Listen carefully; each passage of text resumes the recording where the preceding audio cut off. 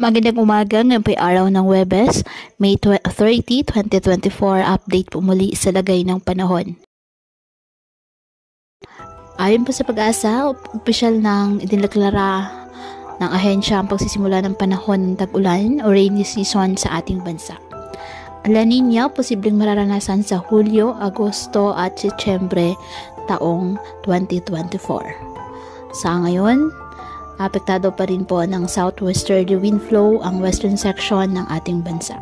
Samantala, nasa labas na ng ating Philippine Area of Responsibility ang bagyong dating si Agon na may international name na Iwenyar. Sa ngayon, wala ng bagyo o low pressure area sa loob po ng ating Philippine Area of Responsibility.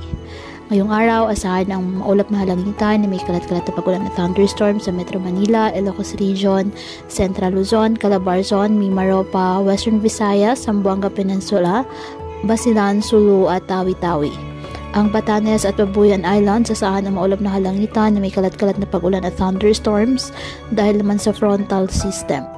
Ang nalalabing bahagi ng ating bansa, apektado po ng mga localized thunderstorms. Kaya patuloy pa rin po natin na pinag-iingat ang ating mga kababayan sa banta po ng mga posibilidad ng pagbaha at pagguho ng lupa, lalo na kapag may malalakas na ulan.